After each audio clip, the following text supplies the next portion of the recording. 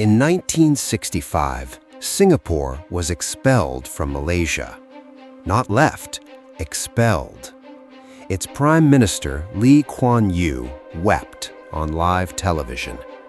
Singapore had no natural resources, no hinterland, no fresh water, no oil.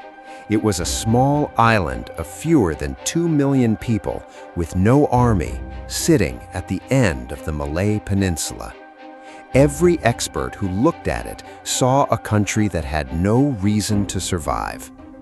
Today, Singapore has a GDP per capita higher than the United States, the United Kingdom, Germany, and France. It happened in one generation. This is the story of how, and the man who made it happen. To appreciate Singapore's rise, you need to understand where it started. In 1965, Singapore's GDP per capita was roughly $500. Unemployment was around 14%. Ethnic tensions between Chinese, Malay, and Indian communities were severe. Riots had killed people in the streets in 1964.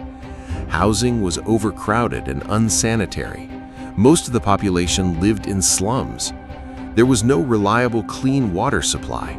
Corruption was widespread in the police and civil service. And the British military, which had been Singapore's primary employer, was leaving. This was the situation Kuan Yew inherited on the day he cried on television. He had about 5 years before the economy would run out of road. Kuan Yew's approach was not ideological, it was ruthlessly pragmatic. He looked at Singapore's only real assets, its location at one of the world's busiest shipping lanes, and its people. He decided Singapore would make itself indispensable to global trade. First, stamp out corruption absolutely. Singapore's civil service was made one of the best paid in the world, making bribery unnecessary rather than just illegal. Second, English as the language of education and business, giving Singapore a direct link to global commerce. Third, invite multinationals in. Singapore offered low taxes, political stability, and rule of law. Companies came. Fourth, housing. The Housing Development Board was turbocharged.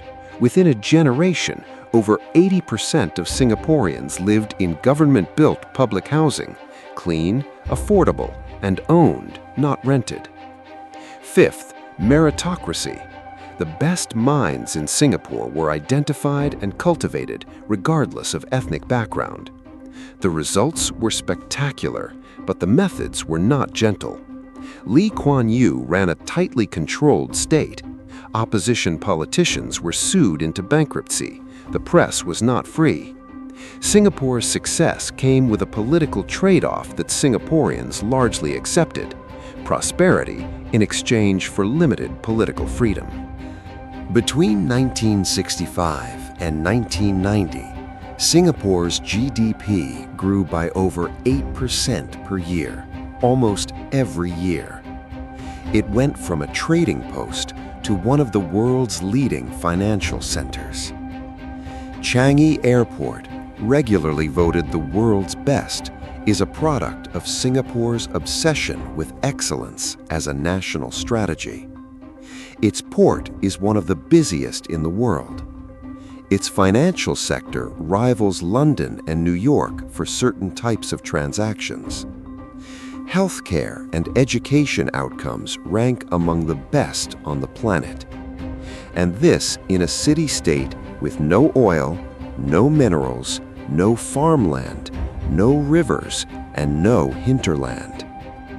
Singapore imports its water from Malaysia, the country that expelled it. It has turned vulnerability into discipline, and discipline into prosperity. Singapore's success story is real, but it faces genuine challenges in its next chapter. The cost of living has risen to among the highest in the world. The housing market, once a success story, has seen prices climb to levels that young Singaporeans struggle to afford. Income inequality has grown. Singapore has one of the highest Gini coefficients in the developed world. Political succession after Kuan Yew, who died in 2015, has tested whether the system can produce leaders of comparable vision.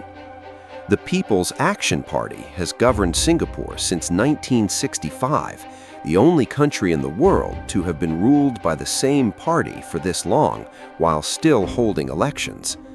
And in a world of rising geopolitical tension between China and the United States, two of Singapore's most important economic partners, maintaining its carefully balanced neutrality is becoming more difficult.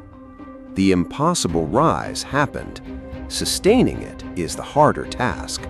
Singapore's story challenges almost every assumption about what a country needs to succeed. No resources, no space, no natural advantages, just governance, discipline, strategy, and one extraordinary leader with a very clear vision. Whether you admire or critique what Kuan Yew built, the results are undeniable. A country that should not have existed and definitely should not have thrived has become one of the wealthiest places on Earth. That story deserves to be understood. Subscribe. We cover the countries and leaders that shaped the world we live in.